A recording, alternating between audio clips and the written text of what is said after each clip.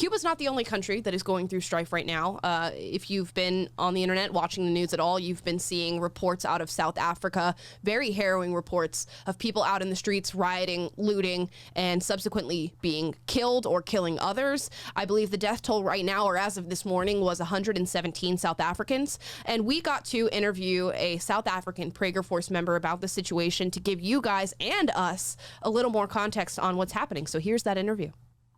Okay, so on today's program, we have an 18-year-old PragerFORCE member from South Africa by the name of Robin du Plessis, and she's going to be talking about what is happening in South Africa, get you guys educated, and give you guys the fundamentals. So, Robin, first and foremost, thank you so much for being on the program. Thank you so much for having me. This is great. So can you let everybody know just a brief synopsis of really why the turmoil is happening right now in South Africa? Okay, so basically what happened is our ex-president Jacob Zuma stole 1 year's worth of state income in 4 years. And then he was asked to resign his position as president. And then he failed to show up to court twice. And then he was arrested for contempt of court and sentenced to 15 months in prison, which has upset a lot of people because they feel like his arrest is unjust since he has been arrested without trial, which is super ironic. But yeah, now people are looting and rioting stores and burning places to the ground. But this past president, I mean, Jacob Zuma, he was not a great guy. He was corrupt. He bankrupted the country in many ways, sent the economy downwards. Why are there so many people who are out there defending him and saying, this guy's great, this guy's great? Why do they not wake up to what's going on in their country? I feel like it's a pretty unfortunate situation because people don't really have the means and access to informing themselves on these topics. I mean, we have a very high unemployment rate. Poverty is a massive problem here. And I just think that these people are holding on to the promises that they've been made for 30 years now, that promising that life will get better and then they will get some kind of government aid, and it hasn't happened yet. But I think that people aren't educated enough and informed enough to really understand that these are empty promises and they won't actually get anything out of supporting him, but they do it anyway. And then on the other side, I feel like there are a lot of opportunistic people who just take this opportunity to burn places to the ground because they're upset with the institution. Right. Now, what I immediately think of when I hear you give that explanation is the BLM riots of past summer after George Floyd was killed in a police encounter. So people went out in the streets, they rioted, they looted, they burned things down to the ground, and they wanted all these promises to be fulfilled by the U.S. government. And subsequently, people died because of that. Here in America, I believe it was 24 people who died during the Black Lives Matter riots of last year. It looks like in South Africa, it's getting much worse at this stage, where I believe the current death toll is about 117 South Africans. Now, do you just see that as people using the economic depression and their inner turmoil as an excuse to go out and riot and loot and burn? Because that's what we see here with Black Lives Matter. Is that the same thing happening in South Africa? I definitely think the case in South Africa is quite similar, yes. I mean, we've had a lot of problems in our country. I mean, no country is perfect, but I feel like there's just this mindset that people have over here that, you know, things aren't getting better and the only way to get it to be better is to burn down everything and try and build it up from the ground. But I mean, we don't really have the resources to do that. We can't improve what we have already. So how will we be able to build it up from nothing? And I mean, the pandemic definitely didn't help. People just got the opportunity to open up their businesses again after strict lockdowns. But as soon as they opened their doors on Monday, they were burned to the ground. Only a carcass is left of that person's livelihood, a lot of people's livelihood. And it's really just a sad and depressing thing to see. What do you see as the future of South Africa when it comes to race relations? Do you think things are getting worse, or because of this stuff happening now, it's getting better? What are your take on that? I think it's a really hard thing to really predict because we are so caught up in our past. I feel like that is something that we as South Africans really need to get over. I mean, it's almost been 30 years since we've become a democracy, but somehow we still blame our past and apartheid for the problems that we see today. And I really think it's time that we are taking responsibility for our current problems instead of just blaming things that are way out of our control now. It's out of our hands. This can't be happening still due to laws that were implemented 30, 40 years ago. And for me as well, I mean, I don't even know what it's like to not live in democratic South Africa. I've known the free country, or so-called free country, since I was born. But I still get people that tell me that I am really, you know, like, I lost the words there. Sorry. No problem. I'm still told by people that I benefit from apartheid and the laws there, and that the color of my skin somehow really has an influence on my privilege as a person. And I really don't think that is true, because we live in a country that is free. We actually have really good laws. We have a really good constitution. We have really good economic policies. But the problem is that corruption really makes it hard to enforce those policies and actually grow as a country. And I think that we have to change our mindset when it comes to our country, and especially race, because it's just something that we are still, for some reason, really hung up on, and we just can't seem to move past it. And if we get to that point, then we will be able to really prosper as a country.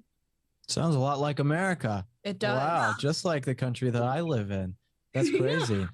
It's an important distinction or a comparison to make, because a lot of Americans are going to see what's happening in South Africa and not care, or just think that it is beneath them or removed from them. And to hear what you're saying and to really hone in on how similar it is to what's happening right now in our country is a harrowing thing to even think about. Now, I do want to go through some news footage here and get not only your first take on it, but show the people at home watching this what is really happening in South Africa. Here we go. Good morning. South Africa is on its knees after days of violence, but so far security forces have been slow to bring the unrest under control. Hordes of looters stormed hundreds of retail stores in South Africa, grabbing anything they could get their hands on. Outnumbered and overwhelmed, police struggled to contain the violence. Police by rubber bullets, tear gas, but the looters are undeterred. There's not one shop here that hasn't been attacked and completely ransacked. Dozens are dead. This man was injured in the mayhem. Nobody stopped to help him. And in one heart-stopping moment, this toddler was rescued from a building set ablaze by rioters. The violence was triggered by the jailing of former President Jacob Zuma for refusing to appear before a commission investigating corruption during his 9-year tenure. His supporters took to the streets, but it has now boiled over into anarchic rage, fueled by persistent poverty that's been exacerbated by a deadly third wave of the COVID pandemic. It's a sad thing to watch. It is a very, very sad thing to watch. How does it feel that your country is in this state currently? I mean, it's depressing, and it's hard to be optimistic. And the saddest part about this is that the communities that are affected the most by these are the poorest communities in our country, and the people that really don't have much and really only have a loaf of bread a week and stuff like that to get by. And their grocery stores are being burned down. Their only source of nourishment, the only place that they can get that, is being burned down. And it's really a sad sight. And I mean, it's just scary to think how quickly this happened. I mean, one day everything was fine, and the next day we heard about just our country being in flames, and multiple malls, like the whole mall, would just be burned to the ground. It seems a lot like it's almost like state-sanctioned anarchy, where the government and the police force, I know there are some news footage and things of them trying to help and trying to get things done, but it seems in a lot of ways the government, National Guard, the police force are incredibly corrupt. I mean, we're seeing videos out of South Africa of police officers going and looting stores themselves as police officers. I mean, what are you saying? Is my assumption correct with all that? Yes, there have been videos, and it's really, I mean, we all know in South Africa here, our police force is notoriously untrustworthy, and it's really a sad thing to admit that we can't trust the people who are there to protect us. And for me, it's just such a sad sight, because these people are on shift. They're not even posing as civilians. They're in uniform, on shift, looting and rioting, putting the things in the cop cars. I mean, they're basically being paid to loot. And it's just a terrible sight, because how do we get back from this? How can we stop this from happening when the people whose job it is to stop this are taking part in it? That's definitely true. What is your message to Americans right now watching who feel disconnected from South Africa, who say, you know, this is so far away, this doesn't affect me at all? What is your message to stupid entitled Americans who don't know about what's going on across the world? Well, first of all, I would like to start by saying that was a lot of South Africans' view when Black Lives Matter protests started last year. We were all like, yeah, but that's so far away. That won't happen to us. Those people are just setting places on fire. We don't have that here. And I mean, here we are. And we've seen, I think, over 100 million Rand worth of damage in 4 days. It's just crazy. And I just think that we don't have the means really to help ourselves, because a lot of people, we have a lot of places that don't have running water. Everyone has load shedding where we don't have power, electricity for certain times of day. And I feel like when I see personally Americans being upset about the circumstances that they live in, it's just, to me, really hard to see, because I mean, you live in such a free country, such a good country. You're so privileged. You have so many resources just at your disposal. You actually have trustworthy institutions, cops that you can rely on.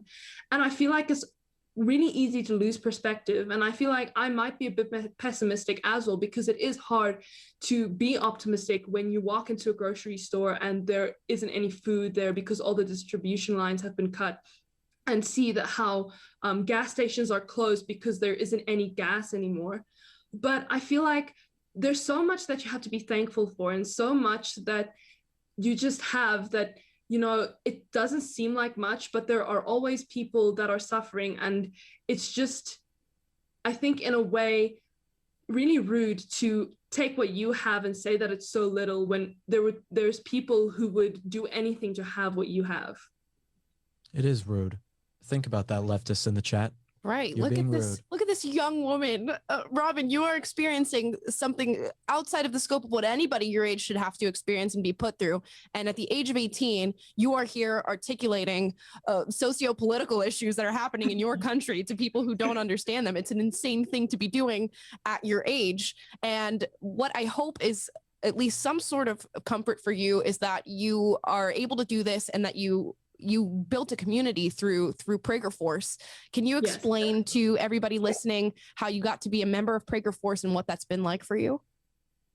Well, last year during the rioting in America, I started getting into videos and just online because I wanted to educate myself on this, because I feel like it's so hard to just see one person's perspective and narrative.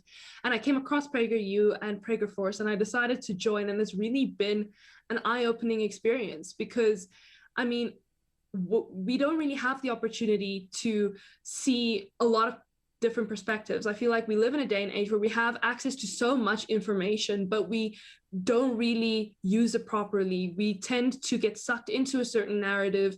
We tend to form opinions that based on facts that, you know, we didn't really read, or we think that our facts are just based on some type of accusation someone made. And PragerFORCE really helped me to open up my eyes to different problems all across the world and see how there are similar things happening all over the world, but also just see different people's perspective, because it's always easy to look in from the outside and say, well, that's wrong, I would have handled it this way, oh, this is how it's supposed to go.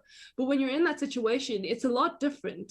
And I think that PragerFORCE definitely helped me with that, and in a sense prepared me for what's happening here in South Africa, because I've talked to people who have experienced similar things in the US last year, and now I can feel a bit more comforted to know that this isn't a unique situation, as sad as that might be, because I don't wish this upon anyone.